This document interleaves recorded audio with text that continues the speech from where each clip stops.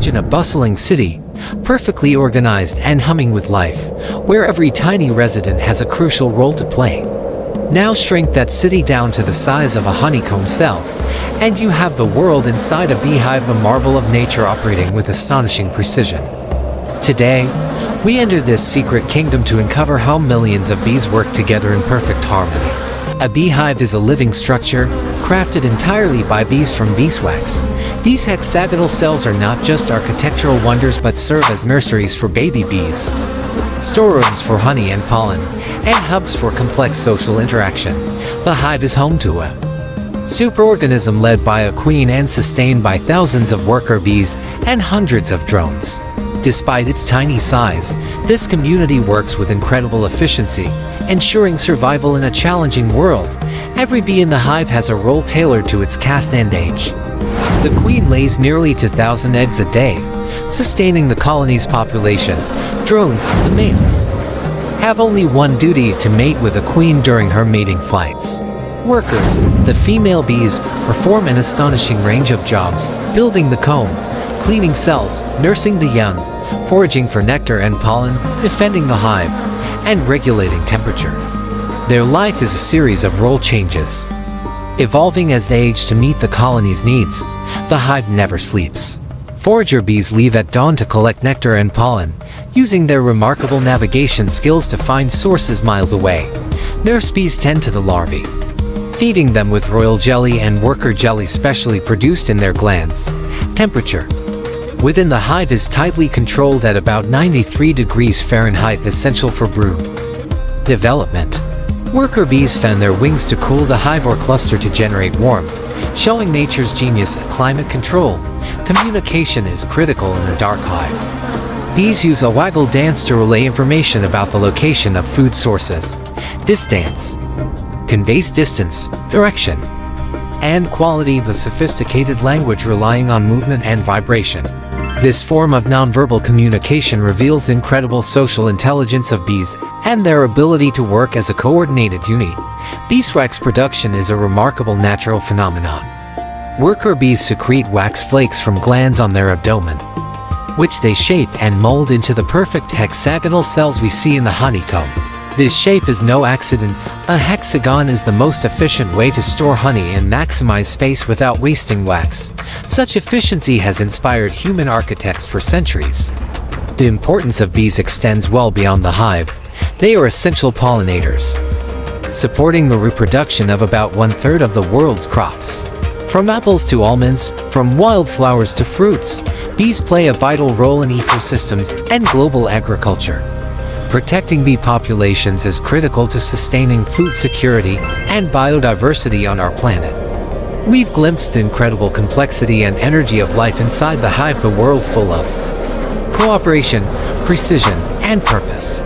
But every great story has a beginning, and next time, we'll focus on that tiny yet powerful start, the queen's egg and the beginning of a new bee's journey. Every mighty bee you see buzzing around started out here as a tiny white egg no bigger than a grain of rice. But this humble beginning holds the potential for an entire life of incredible work, adventure, and transformation. Today, we uncover the very start of a bee's journey. The queen is the heart of the hive, and her single, vital job is at laying. She can lay up to 2,000 eggs a day, an astonishing feat of productivity, guided by pheromones and instinct. The queen carefully deposits each egg one by one into individual brood cells prepared by the worker bees. The queen's abdomen curls delicately to place the egg at the bottom of each cell, ensuring it will be protected and nurtured as it begins development. It's a process filled with purpose and precision, a testament to the intricate social structure of the hive. A bee's egg is tiny, usually between 1.5 to 2 millimeters in length. It is an elongated, cylindrical structure that rests upright inside the hexagonal brood cell. Though small, this egg encases all the DNA and nutrients needed to develop into a larva. Think of it as a perfectly packaged life capsule, waiting for the right moment to unfold. The eggs are fertilized based on the queen's genetic control. Fertilized eggs develop into female worker or queen bees, while unfertilized eggs become male drones. This simple difference at the very start dictates the entire life and role of the future bee. The queen's laying is rhythmic and breathtakingly efficient. She can cover 1,500 to 2,000 cells in a single day, moving precisely and swiftly. The hive is meticulously organized to keep up with this pace. Workers prepare empty cells in advance, so the queen never stops. It's like a perfectly choreographed dance, where every bee knows its part.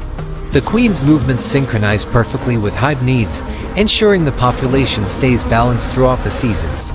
This constant renewal is the secret to the colony's long-term survival. Before an egg can be laid, worker bees clean and shape each brood cell. These cells are slightly smaller and thinner-walled than those used for honey storage. Workers polish the cells to provide a secure, sanitary space for the delicate egg. This pre-planning is crucial. Every step is designed to protect the future larvae and support healthy development. It's an amazing display of collective intelligence and forward thinking, all to ensure the next generation gets the best possible start in life. The queen mates early in life during her mating flights, storing sperm from multiple drones in a specialized organ called the spermatheca. She controls fertilization. Fertilized eggs develop into female workers or queens, while unfertilized eggs yield male drones.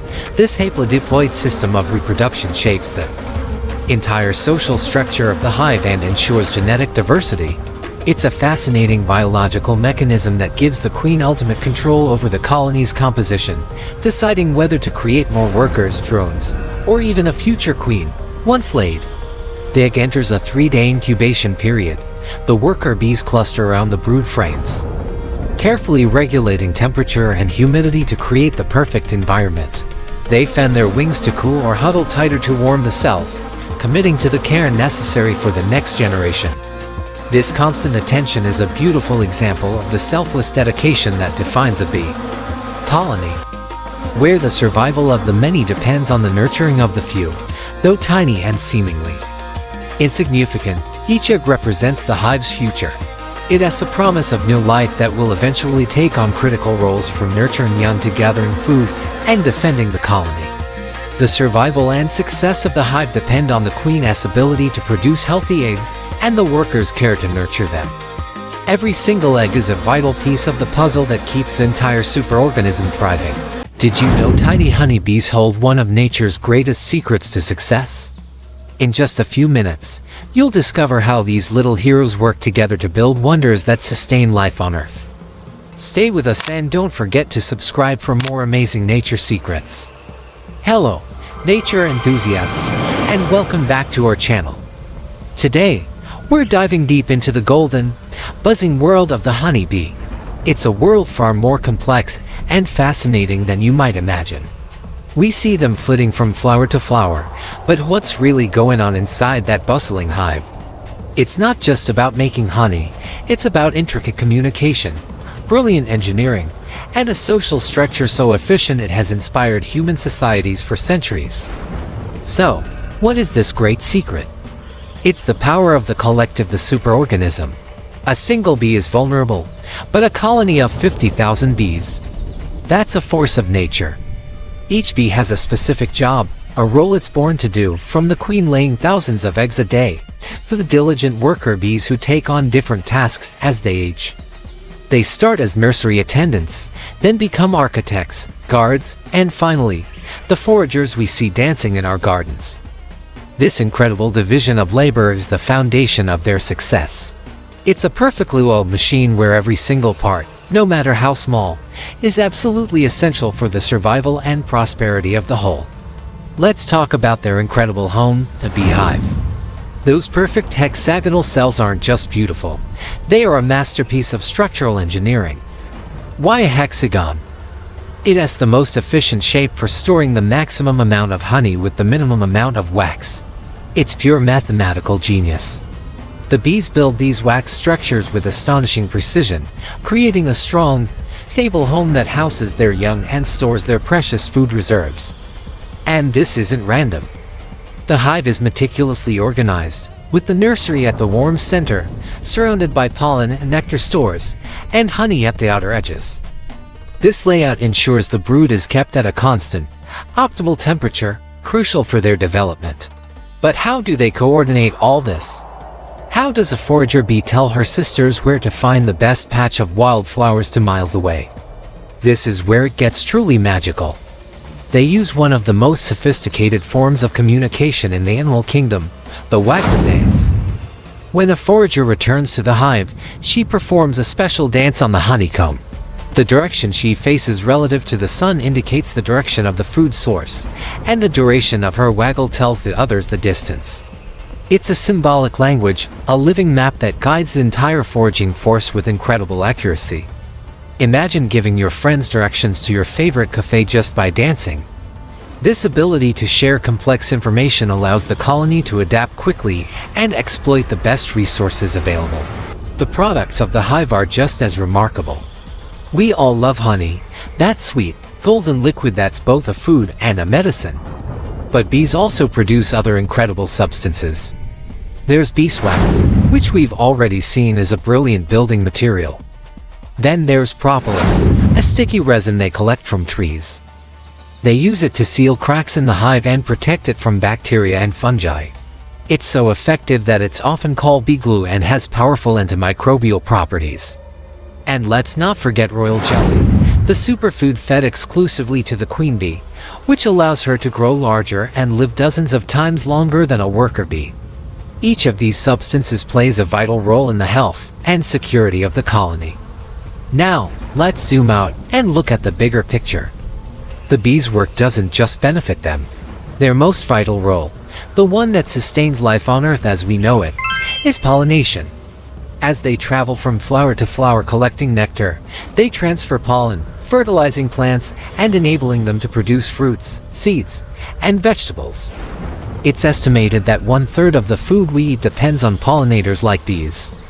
From the apples in your lunchbox to the almonds in your granola and the coffee in your cup, we have bees to thank for them. They are the unsung heroes of our ecosystems and our agricultural systems. Without them, our world would be a much less colorful and far less delicious place.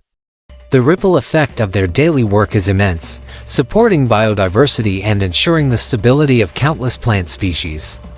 However, this intricate world is facing unprecedented threats.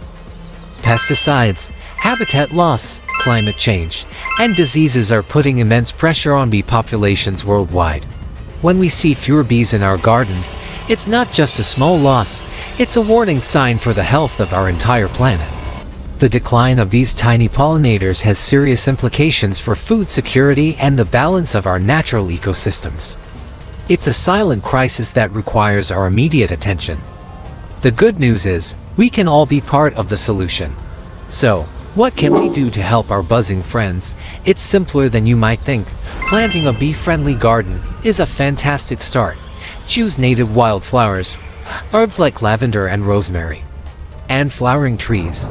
These provide essential food sources for bees throughout the seasons. Another simple step is to avoid using pesticides in your garden, especially neonicotinoids, which are particularly harmful to bees. Opt for natural pest control methods instead. You can also support local, sustainable beekeepers by buying their honey and other hive products.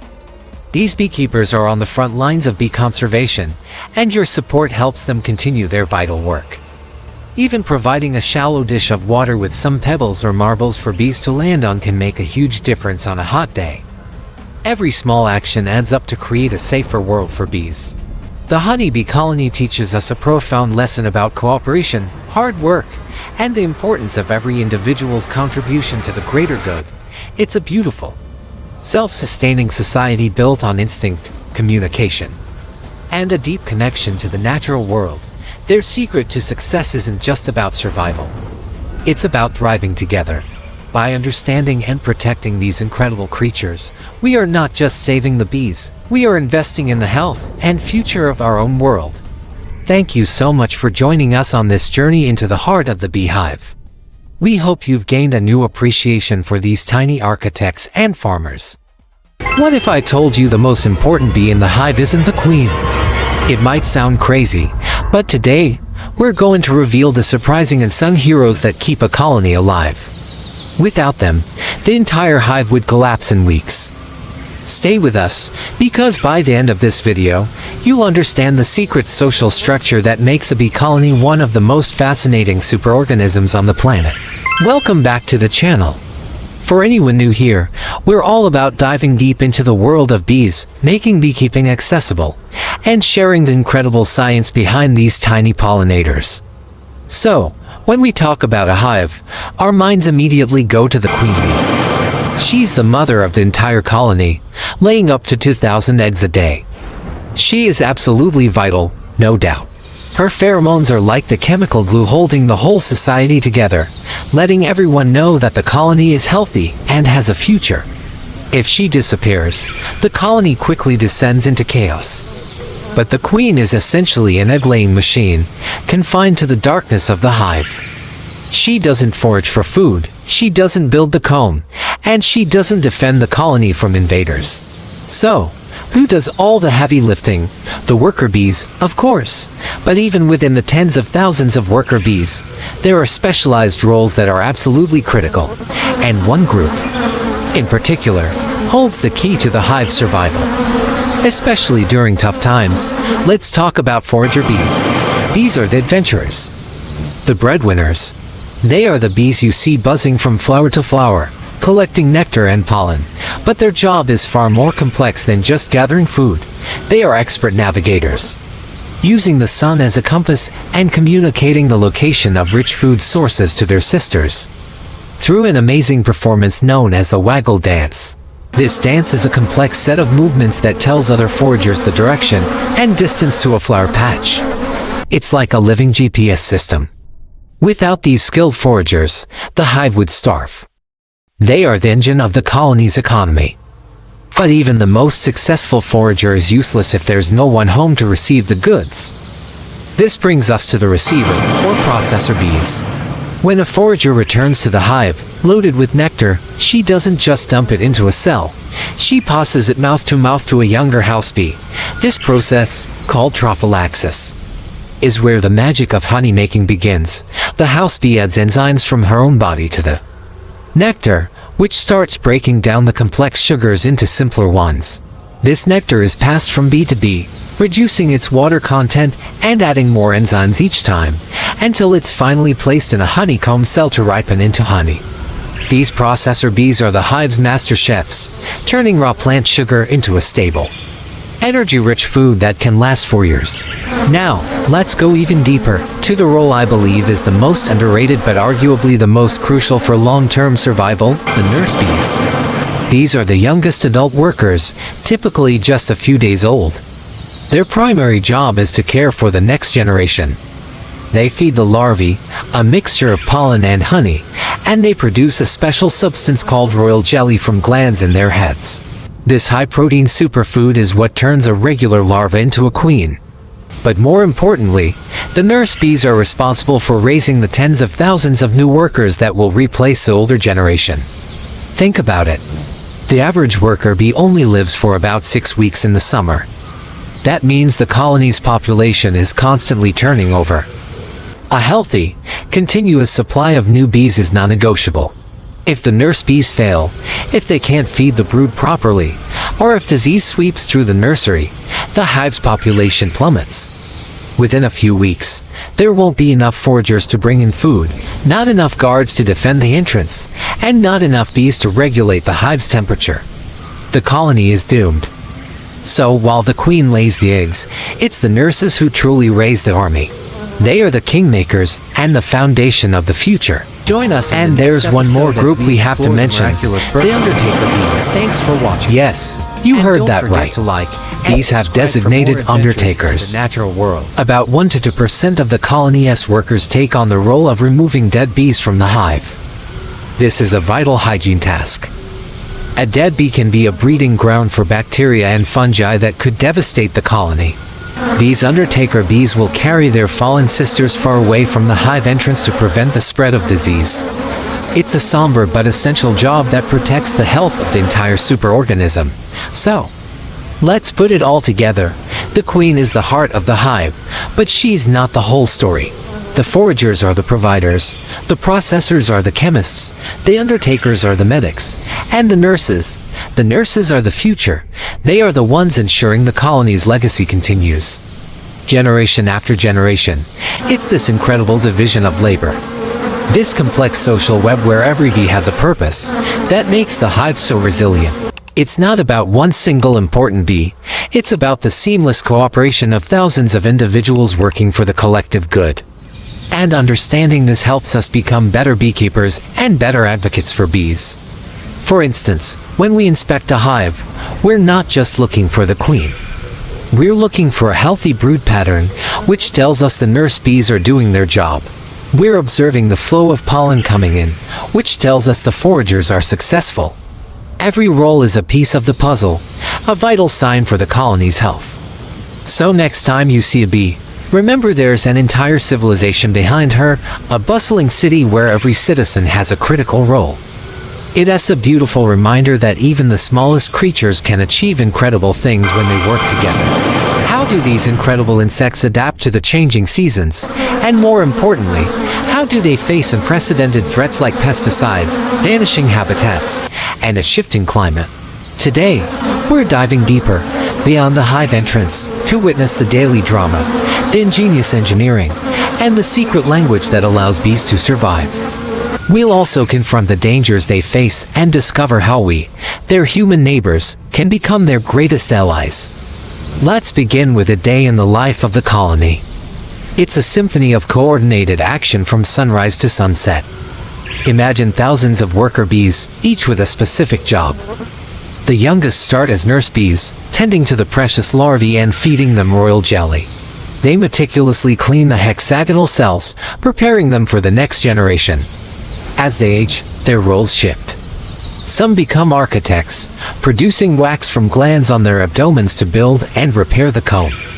Others take on guard duty, vigilantly protecting the hive entrance from intruders. The most experienced become foragers, embarking on dangerous journeys to find nectar, pollen, and water. Meanwhile, the male drones await their one vital mission, to mate with a new queen. And at the heart of it all is the queen herself, a living legend, laying up to 2,000 eggs a day, ensuring the colony's future. It's this flawless division of labor, this selfless dedication to the collective, that sustains the entire superorganism. Every bee knows its part, and together, they create a thriving metropolis. Now, let's zoom in on one of the hive's most incredible feats of engineering, the wax factory and the honey economy. How do bees build their perfect, six-sided homes? It starts with the worker bees consuming large amounts of honey. Their bodies metabolize the sugars and secrete tiny, clear flakes of beeswax from special glands. Other workers then collect these scales, chew them to make them pliable, and painstakingly sculpt them into the iconic hexagonal cells of the honeycomb. But why hexagons? This shape is a marvel of efficiency. It uses the least amount of wax to hold the most amount of honey, creating a structure that is both lightweight and incredibly strong. This isn't just a pantry, it's a masterpiece of natural architecture. Once the comb is built, foragers return with nectar. This nectar is passed from bee to bee, mouth to mouth, reducing its water content and adding enzymes. The processed nectar is then stored in the honeycomb cells, where the bees fan it with their wings to evaporate even more water until it becomes the thick, stable food source we know as honey. This is their energy reserve, the fuel that will power the colony through the winter and sustain generations to come. A bustling city of thousands needs a sophisticated communication system, and bees are masters of language. Their most famous form of communication is the waggle dance. When a forager finds a rich source of nectar, she returns to the hive and performs a special figure-8 dance on the surface of the comb. The angle of the dance in relation to gravity tells her sisters the direction of the food source relative to the sun. The duration of the waggle part of the dance indicates how far away it is. It's a living GPS, a precise map shared through movement. But their language doesn't stop there. Bees also communicate through an invisible world of chemical signals called pheromones. The queen releases a special pheromone that lets the entire colony know she is healthy and present, which maintains social order. When a bee stings a threat, It releases an alarm pheromone that instantly mobilizes other guards to defend the hive.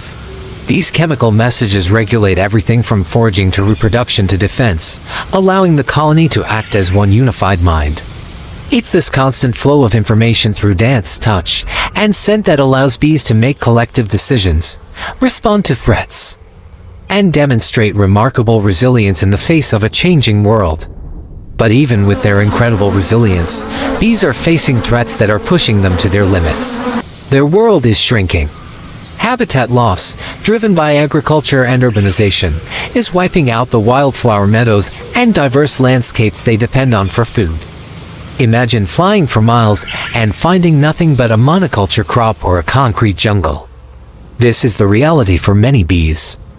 Then there's the invisible threat of pesticides, particularly neonicotinoids. These chemicals can be absorbed by plants, making their nectar and pollen toxic. Even at low levels, they can impair a bee's navigation, learning, and immune system, making them more vulnerable to diseases and parasites.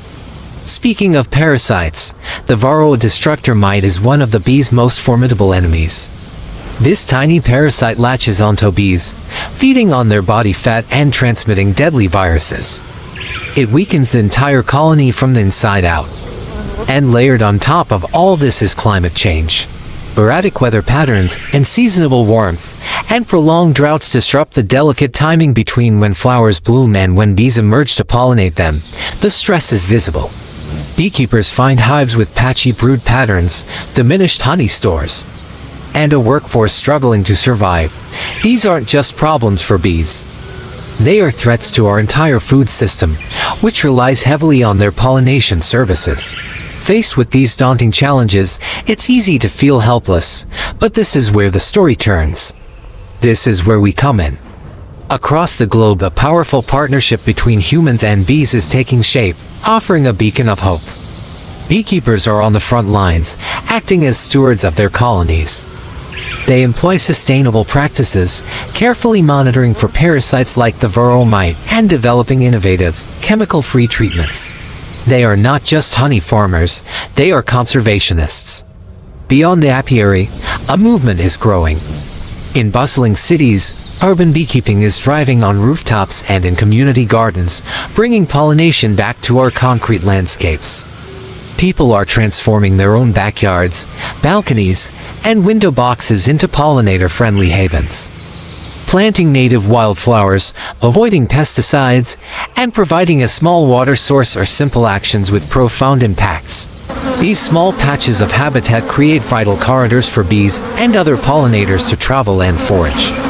It's a beautiful reminder that our actions, no matter how small they seem, accumulate. When a neighborhood, a city, or a nation decides to plant for pollinators, it creates a powerful ripple effect, rebuilding the very ecosystems that sustain us all. So, what have we learned on this deeper dive into the world of bees? We've seen that they are far more than just producers of honey. They are master architects, expert communicators, and a vital indicator of our planet's health. Their struggles are a direct reflection of the pressures we are putting on our environment. But we've also seen that there is immense hope. The solutions are within our reach, and they often start right in our own backyards. You have the power to be part of this solution. The simplest first step is to plant pollinator-friendly flowers. Choose native species that bloom at different times throughout the season. Let a small patch of your lawn grow wild. Say no to pesticides in your garden. Support local beekeepers by buying their honey and other hive products. Your choices matter. Your garden matters. You are a crucial part of this story of recovery.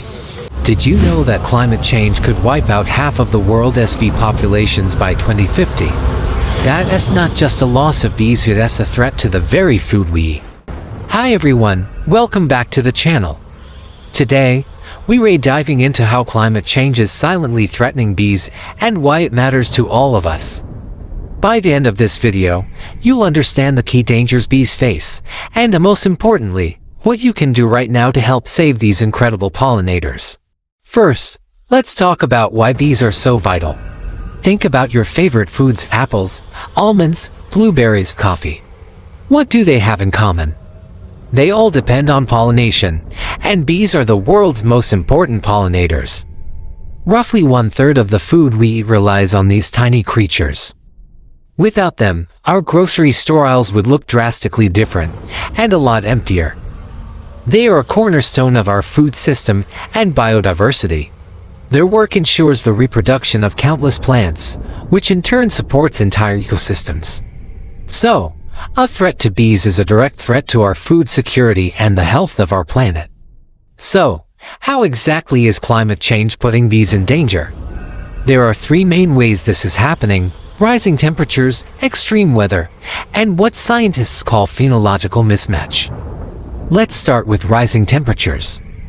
Bees, like all insects, have a specific temperature range where they thrive. As global temperatures climb, many bee habitats are becoming too hot for them to survive. This is especially true for bumblebees, which are often fuzzy and better adapted to cooler climates. They can overheat easily. This heat stress forces bee populations to move to higher altitudes or latitudes to find cooler homes. The problem is, suitable habitats are shrinking, and they can't always move fast enough. They get squeezed into smaller and smaller areas, which increases competition for resources and makes them more vulnerable. This isn't a slow migration, it's a desperate race for survival. Next up, extreme weather events. We're talking about more frequent and intense heat waves, droughts, floods, and storms. These aren't just inconvenient for us, they're catastrophic for bees. A severe drought can wipe out the very wildflowers bees depend on for nectar and pollen. Suddenly, their food source is gone. On the other hand, heavy rains and floods can destroy ground nesting sites for many solitary bee species and can physically harm bees, making it impossible for them to forage. Imagine trying to fly through a torrential downpour when you're that small. These extreme events disrupt the delicate balance of their lives and can cause massive die-offs in a very short amount of time. Now for the third, and perhaps most subtle threat, phenological mismatch. That's a fancy term for a simple, but devastating, timing problem. Plants and their pollinators have co-evolved over millions of years to be perfectly in sync. Flowers bloom at a certain time, and bees emerge from hibernation ready to feed on them. Climate change is throwing this timing off. Warmer springs are causing many plants to flower earlier than usual. However, the bees' internal clocks, which are often cued by things like day length, don't always adjust at the same rate. So, the bees emerge from their nests, ready to eat, only to find that the flowers have already bloomed and withered. The all-you-can-eat buffet they were expecting is closed. This mismatch means a lack of food for the bees and a lack of pollination for the plants. It's a lose-lose situation that can lead to population collapse for both. So what does this mean for our food? It's a direct hit. Crops like almonds are 100% dependent on bee pollination. No bees, no almonds. The same goes for many fruits and vegetables. Without enough bees, crop yields will drop significantly. This will lead to food shortages and higher prices for the produce that is available.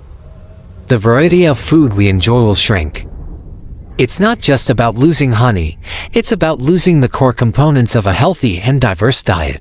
The economic impact would be massive, affecting farmers, supply chains, and every single one of us at the grocery store.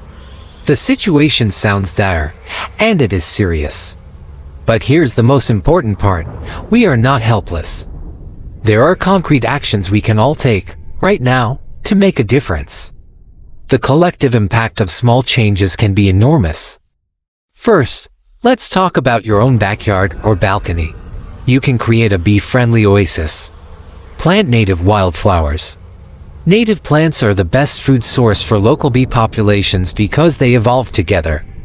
Look for a variety of flowers that bloom at different times throughout the season, from spring to fall. This provides a continuous food supply.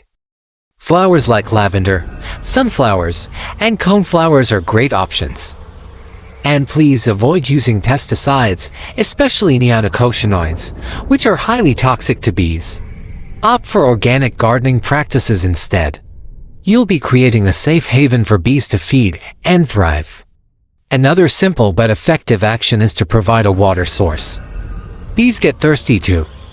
A shallow dish of water with some pebbles or marbles in it for the bees to land on can be a lifesaver, especially during hot, dry spells. Just make sure to change the water regularly to keep it fresh and clean.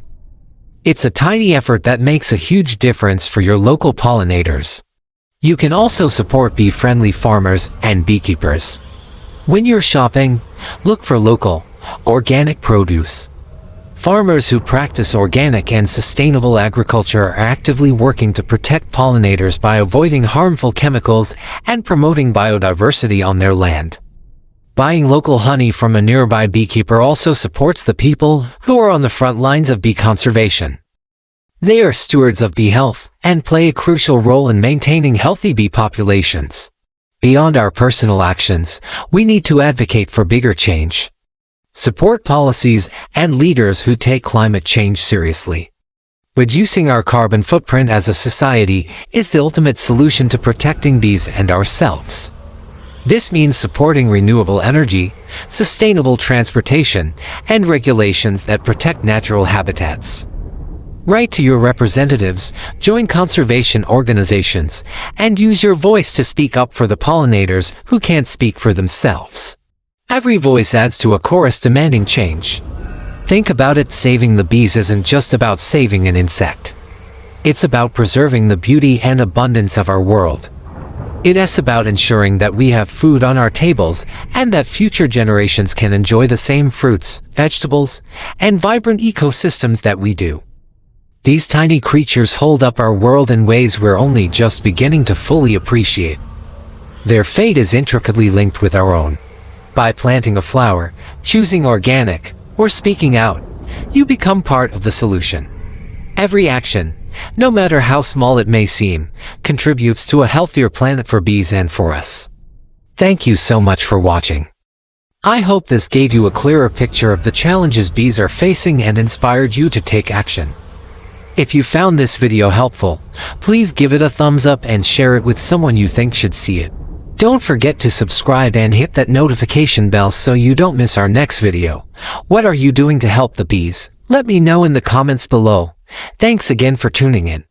And I'll see you in the next one. Hey everyone, and welcome back to the channel. Today, we're buzzing with excitement about a topic that is close to my heart and crucial for our planet, bees. These tiny pollinators are superstars, responsible for about 1/3 of the food we eat. But their populations are declining worldwide. The good news: we can all be part of the solution, right from our own backyards, balconies, or even window boxes. In this video, we're going on a global tour of bee-friendly gardening, showcasing beautiful, easy-to-grow plants for different continents. So, whether you're in North America, Europe, or Asia, you'll find the perfect plants to create a 5-star restaurant for your local bees. Let's dig in and make the world a more beautiful and bee-friendly place, one flower at a time. First stop, North America. This continent boasts a huge diversity of native bees, from the fuzzy bumblebee to the tiny sweat bee. To support them, planting native wildflowers is always your best bet. One of the absolute champions is purple coneflower, or Echinacea. Not only is it stunning with its drooping purple petals, but its cone-shaped center is a perfect landing pad for bees to feast on nectar and pollen. It's hardy, drought-tolerant, and blooms all summer long. Another fantastic choice is bee balm, also known as monarda. Its unique, shaggy flowers in shades of red, pink, and purple are absolute bee magnets, especially for long-tongued bees and even hummingbirds. It's a member of the mint family, so it spreads easily and smells amazing. For those sunny spots, you can't go wrong with black-eyed Susans. These cheerful, daisy-like flowers provide a fantastic source of food late into the season. Plus, they're incredibly low maintenance. And for early spring, consider planting some goldenrod. It often gets a bad rap for allergies, but it's a critical late-season food source that helps bees build up their winter stores. Planting a mix of these will provide a continuous buffet from spring through fall, keeping your local bee population happy and healthy. Now, let's hop across the pond to Europe. European gardens have a rich history, and many traditional flowers are perfect for supporting honeybees and the diverse wild bees found there. Lavender is a quintessential choice, and for good reason. Its fragrant purple spikes are irresistible to bees. French and English varieties are both excellent. They thrive in sunny, well-drained spots and will have your garden humming with activity all summer. Another European favorite is the foxglove. Its tall, elegant spires of bell-shaped flowers are perfectly designed for long-tongued bumblebees who dive right inside. Just a heads up. Foxgloves are beautiful but toxic if ingested. So be mindful if you have pets or small children, for a splash of vibrant color. Plant some borage. This herb has brilliant blue, star-shaped flowers that bees adore. What's really cool is that borage replenishes its nectar very quickly, so bees can visit the same flower multiple times a day. Plus, the flowers are edible for us too. They have a light cucumber taste and look lovely in salads or drinks. Lastly, don't forget about single-petal roses. While many modern roses are bred for looks with too many petals for bees to access, old-fashioned, open-faced roses offer an easy-to-reach pollen feast. Look for varieties like Rosa rugosa or wild dog roses to add classic beauty and bee appeal to your garden. Our final destination on this bee-friendly tour is Asia, a continent with incredible biodiversity and unique bee species, including the giant Asian honeybee. To cater to these local pollinators, let's explore some fantastic native and well-adapted plants. One of the stars is the Japanese Andromeda, or Pyrrhus japonica. This beautiful evergreen shrub produces cascading clusters of bell-shaped flowers in early spring, providing a vital first meal for bees emerging from winter. Its glossy leaves also add year-round interest to the garden. Another excellent choice is the Chinese aster, and like their western cousins, these asters bloom in late summer and fall, offering a crucial food source when many other flowers have faded. They come in a stunning array of colors, from deep purples to bright pinks, and create a beautiful, bee-filled finale to the gardening season. For something a little different, consider planting some cosmos, originally from the Americas. They have become a beloved garden staple across Asia. They're simple, open-faced flowers are like a welcome mat for all kinds of bees. They are incredibly easy to grow from seed and will flower profusely all summer long.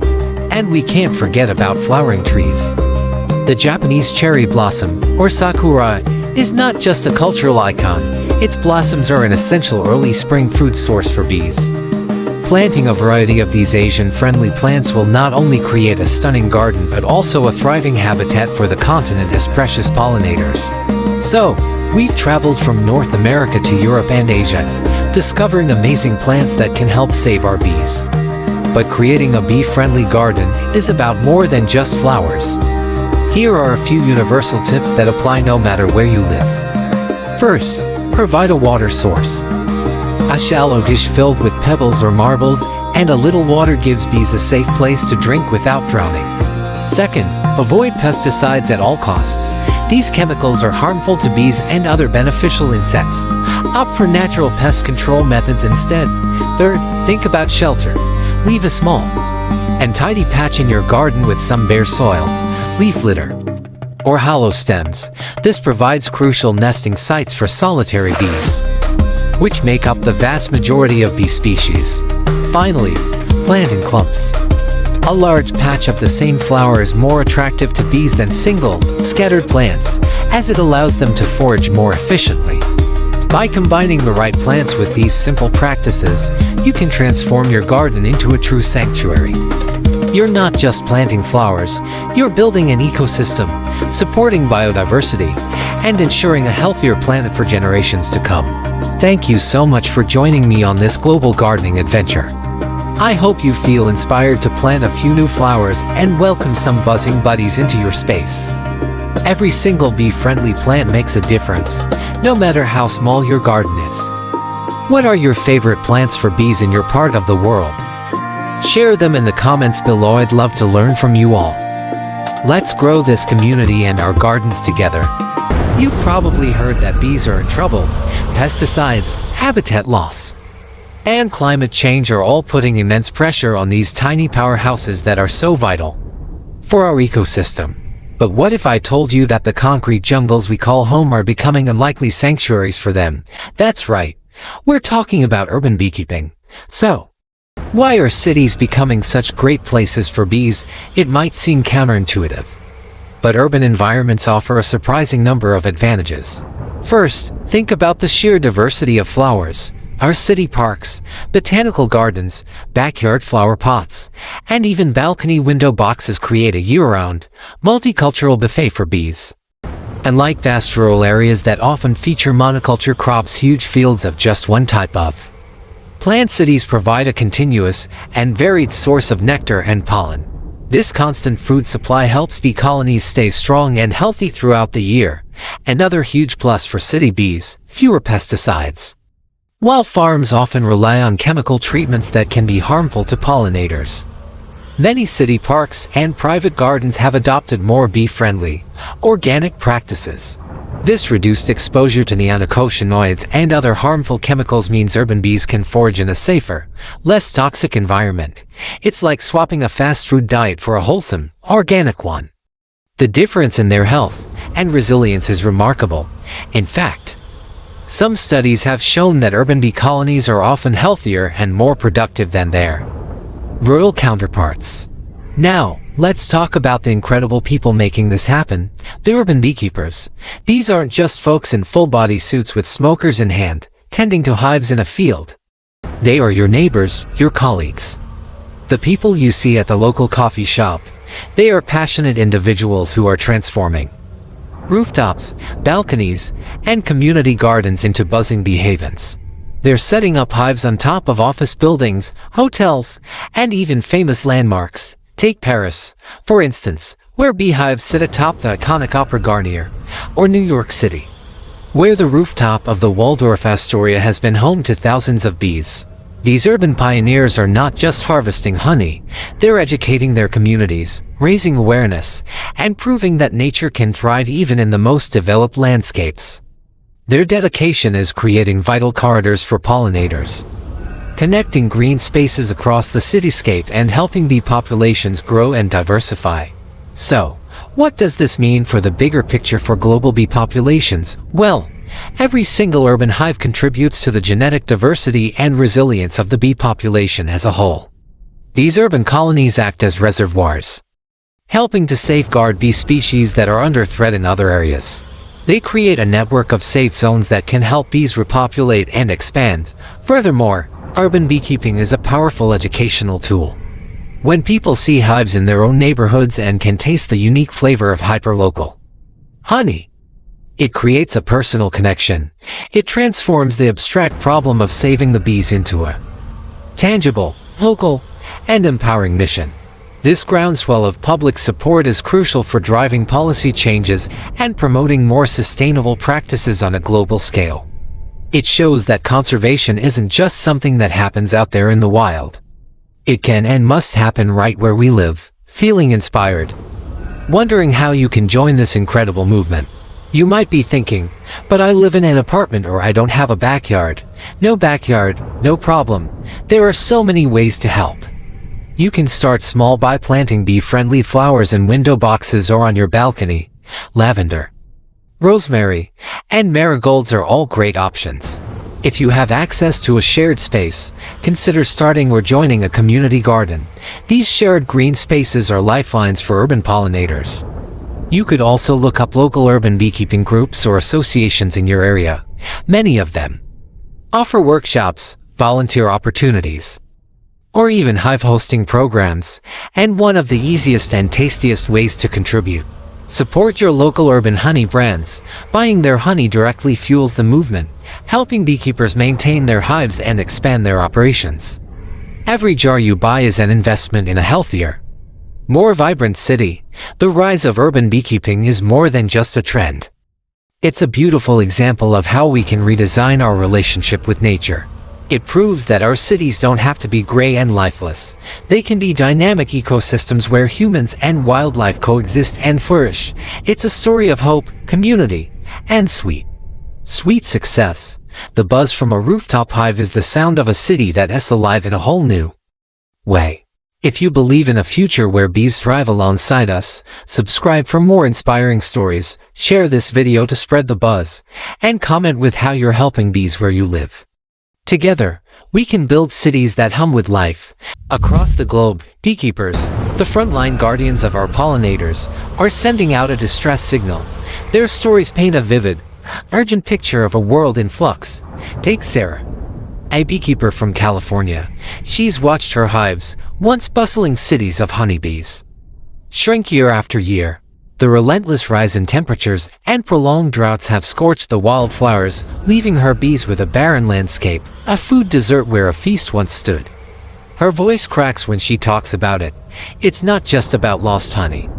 It's about losing her family, her buzzing companions. Then, halfway around the world, we meet Raj in India. For generations, his family has understood the rhythm of the monsoons. The rains would come, the flowers would bloom, and the bees would thrive. But now, climate change has thrown this ancient calendar into chaos. The monsoons are erratic, arriving too early or too late, or sometimes with devastating force. This confusion ripples through the entire ecosystem. The flowers bloom out of sync with the bee's life cycle. Raj's bees emerge, ready to forage, only to find the flowers have already withered, or haven't even bloomed yet. He shares how his harvest has dwindled, but more than that, he worries about the local crops that depend on his bees for pollination. It's a story of ecological disconnect, a symphony where the instruments are all playing out of time. These aren't isolated incidents. From the lavender fields of France to the eucalyptus forests of Australia, beekeepers are sharing similar tales of struggle.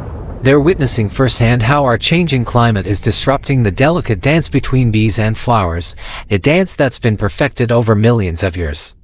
They are the canaries in the coal mine, and their message is crystal clear. When the bees are in trouble, we are all in trouble. Their struggle is a direct reflection of our planet's health, a barometer for the well-being of the ecosystems that sustain us all. But amidst these sobering stories, there's a powerful current of hope. This is not a story of inevitable doom. It's a call to action. And the most empowering part is that we all have a role to play. The solutions are not just in the hands of scientists or policymakers. They are in our gardens, our balconies, and our communities. It starts with something as simple and beautiful as planting flowers. By choosing native, bee-friendly plants, you're not just beautifying your space, you're creating a vital food source, a lifeline for bees and other pollinators. Imagine a network of these mini oases stretching across our neighborhoods, a buffet for our buzzing friends. It's about planting a variety of flowers that bloom at different times, from early spring to late fall, ensuring a steady food supply throughout the seasons. The next step is to look at how our food is grown. By choosing to support local, organic farmers, you're casting a vote for a healthier planet.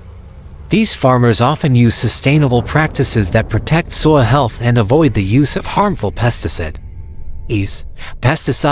especially neonicotinoids, can be devastating for bees. They can impair their navigation, weaken their immune systems, and in high doses, be lethal. When we reduce the demand for produce grown with these chemicals, we send a powerful message to the entire agricultural industry. You can also make a change in your own garden by opting for natural pest control methods, creating a safe haven for bees. And if you want to take your impact to the next level, get involved. There are so many incredible bee conservation organizations doing amazing work. You can join a local group, volunteer your time, or make a donation. These organizations are on the ground, restoring habitats, educating the public, and advocating for bee-friendly policies. Every little bit helps. Every dollar, every hour of your time contributes to a larger movement. Remember, every single action, no matter how small it may seem, creates a ripple effect. One person plants a garden, inspiring a neighbor. That neighbor tells their friends, and soon, a whole community is transformed into a pollinator paradise. This is how we build a movement. One flower, one garden, one community at a time. The future is not yet written. The fate of the bees, and in turn, our own fate, is in our hands. If you care about the fresh fruit and vegetables on your plate, the beauty of a wildflower meadow, and the health of our planet, then the time to act is now. This isn't someone else's problem to solve. It's ours. We have the knowledge, we have the tools, and now we need the collective will to make a difference. Let's not wait until the silence in our gardens becomes deafening. If this message resonates with you, if you believe in a future where both humans and bees can thrive, then join our community. Hit that subscribe button for more content on how we can protect our planet's precious pollinators. Share this video with your friends and family to spread this crucial message far and wide. And most importantly, drop a comment below and tell us what you're doing to help the bees, as we're diving deep into a topic that is crucial for our planet, bee conservation. We all know bees are important, but have you ever wondered how you can go beyond planting a few flowers and make a real, tangible difference? Well, today we're going to explore the incredible world of bee sanctuaries and show you exactly how you can get involved. So, what exactly is a bee sanctuary? Think of it as a safe haven, a protected paradise specifically designed for bees to thrive without the threats they face in the modern world, like pesticides, habitat loss, and climate change. These aren't just a few beehives in a field. Sanctuaries are carefully managed ecosystems, often sprawling across acres of land, filled with a diverse range of native, nectar-rich plants that bloom throughout the seasons. The goal is to provide a consistent, healthy food source and a safe place for bees to nest and reproduce. It's about creating a holistic environment where entire colonies, and even multiple species of native bees, can flourish. Let's take a virtual trip to a few amazing projects around the globe. First up, the Honeybee Sanctuary in Australia. Nestled in the beautiful landscape, they focus not just on honeybees but also on hundreds of native Australian bee species. They practice natural, treatment-free beekeeping, allowing the bees to live as they would in the wild. Their work includes rewilding large areas with native flora and educating the public about the importance of all pollinators. They truly believe in letting bees be bees. Now, let us fly over to the United States to visit a place like the Bee and Butterfly Habitat Fund. While not a single sanctuary, they work with private landowners, farmers, and conservation groups across the country to establish high-quality pollinator habitats. They provide free or low-cost seed mixes and expert guidance to turn a used land into vibrant meadows buzzing with life. This model shows how conservation can be a collaborative effort, transforming the agricultural landscape one patch at a time. And we can't forget Europe. In the UK, you have organizations like the Bee Friendly Trust. They work in urban and rural areas, creating bee-friendly spaces everywhere from railway stations to school gardens. They install bee beds and community gardens, proving that you don't need a massive plot of land to create a sanctuary. Their approach makes bee conservation accessible to everyone, right in their own neighborhood. These are just a few examples, but sanctuaries big and small are popping up worldwide, all driven by passionate people dedicated to saving our fuzzy friends. Seeing these amazing places probably has you wondering, how can I help? And the great news is, there are so many ways to get involved, no matter where you live or what your budget is. The most direct way is, of course, through financial support. Most bee sanctuaries are nonprofits and run on donations. Your contribution, big or small, goes directly towards things like buying land, purchasing native seeds, maintaining hives, and funding educational programs. Many sanctuaries have options for one-time donations or monthly sponsorships. You can even adopt a hive, where you get regular updates on your colony's progress, which is a fantastic way to feel connected to the cause. But what if you want to get your hands dirty? Many sanctuaries rely on the power of volunteers. Volunteering is an incredible opportunity to learn firsthand about bees and conservation. Depending on the sanctuary, your tasks could range from planting flowers and removing invasive species to helping with hive inspections or building bee hotels for solitary bees. You might also assist with educational events, guiding tours, or managing their social media. It's a chance to meet like-minded people, connect with nature, and see the direct impact of your work. Always check the sanctuary's website for volunteer opportunities. Some require a regular commitment, while others have special volunteer days you can join. Now, maybe you're thinking, There isn't a sanctuary near me. Don't worry. You can become a sanctuary builder in your own right. You can turn your own backyard, balcony, or even a window box into a mini sanctuary. The principles are the same: provide food, water, and shelter. Plant a variety of native, pesticide-free flowers that bloom at different times of the year. Purple, blue, and yellow flowers are often bee favorites. A simple, shallow dish of water with some pebbles or marbles for the bees to land on can be a lifesaver on a hot day. You can also buy or build a bee hotel to provide nesting sites for solitary bees, which are amazing pollinators and make up the vast majority of bee species. Another powerful way to contribute is by becoming an advocate. Spread the word. Share what you've learned about bee sanctuaries with your friends and family.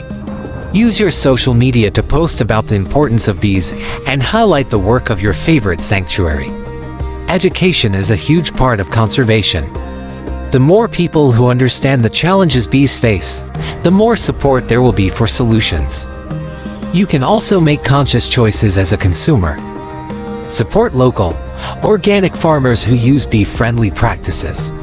Avoid using pesticides and herbicides in your own garden, as these chemicals are incredibly harmful to bees and other beneficial insects. Let's hear from someone on the front lines. We had the privilege of chatting with Maria, a lead beekeeper at a sanctuary in California. She told us, people often feel overwhelmed, like the problem is too big. But every single action matters. When a volunteer plants a single lavender bush, that bush can feed thousands of bees over its lifetime. When a child learns not to be afraid of a bee and instead watches it work, that creates a future conservationist. Our sanctuary is built on thousands of these small, loving acts. It's a community effort, and that's what gives me hope. Her words really hit home. It's not about one person doing everything perfectly, it's about all of us doing what we can. It's about creating a network of safe havens for bees, from vast wildlife corridors to tiny container gardens on a city balcony. Every patch of pollen-rich flowers is a vital stop on a bee's journey. So, let's recap the ways you can become a bee hero. You can donate to support the ongoing work of established sanctuaries. You can volunteer your time and skills to get hands-on experience. You can transform your own space into a mini sanctuary, no matter how small. And you can be a powerful advocate by spreading awareness and making bee-friendly choices every day. The fate of bees is intertwined with our own. They are the tiny engines that keep our ecosystems running and our food systems productive. By supporting bee sanctuaries, we're not just saving bees, we're investing in a healthier, more vibrant planet for ourselves and for future generations. I encourage you to look up a bee sanctuary in your region. See what they're all about, and find a way to get involved that feels right for you. We'll drop some links to the organizations we mentioned and other great resources in the description below so you can start your journey. Did you know that some of the world's busiest pollinators are now thriving in the heart of our cities? Urban beekeeping isn't just a trend, it is a powerful lifeline for global bee populations facing crisis. Welcome back. Today, we're uncovering how urban beekeeping is reshaping the fight to save bees worldwide. Stick with me, and you'll discover surprising ways city gardens, rooftops, and balconies are turning into buzzing bee sanctuaries and how you can join this crucial movement. From pesticides to habitat loss, bees face countless threats in the wild. You've probably heard the alarming news: bee colonies are collapsing at a terrifying rate due to what is often called colony collapse disorder. The main culprits are a cocktail of modern agricultural practices. Widespread use of neonicotinoid pesticides, for example, acts as a neurotoxin to bees, disorienting them and weakening their immune systems. Then there's the issue of habitat loss. Vast monoculture farms, where only one type of crop is grown for miles, create food deserts for bees. They need a diverse diet from various flowers to stay healthy, and these single-crop landscapes just don't provide that. Add to this the threat of parasites like the varroa mite, which preys on honeybees, and the increasing pressures of climate change, which disrupts the delicate timing between when flowers bloom and when bees emerge. It's a perfect storm that has pushed many bee species to the brink. But here's the surprising twist: cities, with their diverse green spaces and reduced pesticide use, are becoming unexpected safe havens. It might seem counterintuitive. We think of cities as concrete jungles, but they're actually mosaics of biodiversity. Think about it: public parks, community gardens, window boxes, our rooftop patios, and even weeds growing in sidewalk cracks offer a continuous, year-round buffet of different flowers. And like a rural field that might only bloom for a few weeks, a city garden can provide nectar and pollen from early spring to late autumn. This varied diet is crucial for a colony's health. Furthermore, many city gardeners and park managers have moved away from using harsh chemical pesticides, creating a much safer environment for these vital pollinators. City bees often show lower pesticide loads and higher survival rates than their country cousins. They're finding refuge where we least expect it. Let's meet Mia, an urban beekeeper in New York. Her rooftop hive produces not just honey but a healthy bee colony that pollinates local parks and gardens, helping restore biodiversity. Mia's story is a fantastic example of this movement in action. She started with just one hive on her Brooklyn apartment rooftop. At first, her neighbors were a bit hesitant, but soon they saw the benefits firsthand. The community garden down the street started producing more vegetables than ever before. The flower beds in the local park looked more vibrant and full of life. That's because Mia's bees were hard at work, pollinating everything within a 3-mile radius.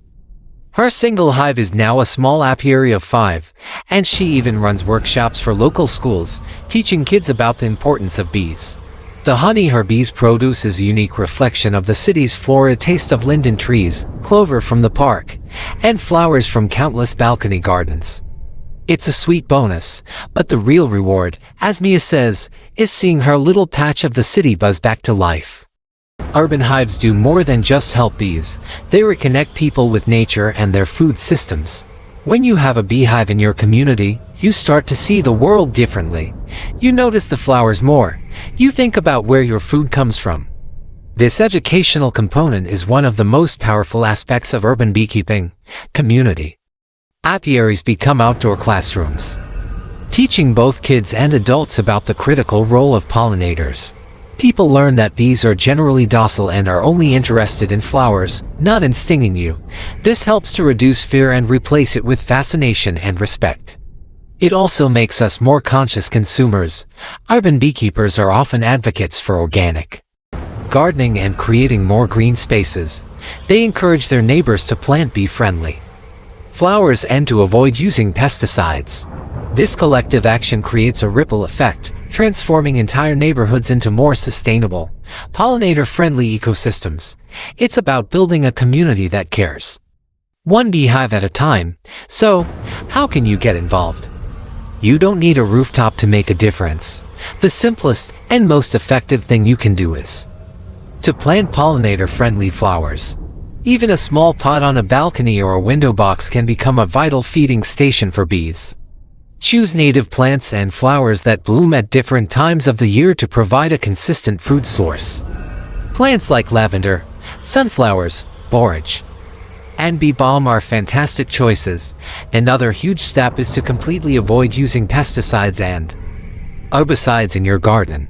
Opt for natural pest control methods instead. You can also support local beekeepers by buying their honey. This not only gets you a delicious, unique product but also helps them maintain their hives and continue their important work. You're feeling more adventurous? You can look into community beekeeping projects in your area. Many cities have associations that offer courses and mentorship for beginners. And if you don't have space for a hive, consider sponsoring one through a local organization. Every little patch of flowers, every pesticide-free garden, and every urban hive contributes to a global network of safe havens for bees. It's a powerful reminder that we can all be part of the solution. By transforming our cities into vibrant ecosystems, we're not just saving the bees, we're creating healthier, more connected, and more sustainable communities for ourselves. The buzz is building, and it's happening right in our own backyards, balconies, and rooftops. Ever wondered what the world looks like through the eyes of a bee? Well, get ready, because it's a universe of colors we humans can't even begin to imagine. Bees can see ultraviolet light, which means flowers appear to them with incredible, vibrant patterns, like landing strips guiding them to the sweet nectar inside. It's a secret, psychedelic world, hidden in plain sight. But their vision is just the beginning of their extraordinary abilities. These tiny insects are not just buzzing around randomly. They are sophisticated navigators and communicators. When a forager bee finds a fantastic patch of flowers, it doesn't just keep the good news to itself. It flies back to the hive and performs one of the most fascinating dances in the animal kingdom, the waggle dance. This isn't just a happy jiggle, it's a complex set of instructions. The angle of the dance tells her sisters the direction of the food source in relation to the sun, and the duration of the waggle part of the dance tells them the distance. It's a living, breathing GPS, a coded message that says, "Hey everyone, the best restaurant in town is exactly 1.5 miles in that direction." Imagine giving your friends directions to your favorite coffee shop just by dancing. It's an incredibly efficient way to share vital information and ensure the whole colony thrives. And at the heart of this bustling city is a single, remarkable individual, the queen bee. She is the mother of the entire hive, and her life is a relentless cycle of creation. A queen bee can lay up to 2,000 eggs in a single day. That's about one egg every 43 seconds. She is a true matriarch, an egg-laying machine dedicated to sustaining her family, ensuring the population is strong and the next generation of workers, drones, and even future queens is secure. Her pheromones, a unique chemical scent, act as the social glue of the hive, uniting tens of thousands of individuals into a single, coordinated superorganism. She doesn't rule with an iron fist. She leads through chemistry and biology, the literal lifeblood of the colony. Now, we often think of bees and immediately picture honey. And yes, they are master chemists, turning floral nectar into that delicious, golden liquid we love. They store it as their food source to survive the winter. But their role in our world is so much bigger, so much more critical than just being nature's candy makers. Bees are the unsung heroes of our food system. They are pollinators. As they travel from flower to flower, they carry pollen, facilitating the reproduction of countless plants. Let's put this into perspective. 1 out of every 3 bites of food we eat is thanks to pollinators like bees. Think about your favorite foods: apples, almonds, blueberries, avocados, cucumbers, onions, coffee. The list is staggering. Without bees, these crops would fail or produce significantly less fruit. Our supermarkets would look drastically different, with empty shelves where vibrant produce used to be. The agricultural industry as we know it would collapse, leading to food shortages and economic devastation. These tiny, fuzzy insects are essentially propping up a massive portion of our global food supply. They are not just important, they are fundamental to our survival. But here's the alarming part, the twist in this story that affects every single one of us. Bees are in trouble. They are disappearing at an unprecedented rate. This phenomenon, known as colony collapse disorder, along with threats from pesticides, habitat loss, climate change, and diseases, is pushing the populations to the brink. We are losing our most important pollinators, and the consequences are terrifying. It's like watching the foundation of a building slowly crumble. We might not notice it at first, but eventually, the entire structure will come crashing down. The quiet disappearance of bees is a silent alarm for our planet's health. So, what can we do? The problem seems huge, but the solutions can start small, right in our own backyards. You can be a hero for the bees. One of the simplest and most effective things you can do is to plant bee-friendly flowers. Bees love native plants, so look for species that are local to your area. Flowers like lavender, sunflowers, crocuses, and bee balm are fantastic choices. Creating a small patch of these flowers in your garden, on your balcony, or even in a window box provides a vital source of food for them. You're essentially building a rest stop, a fueling station for these hard-working travelers.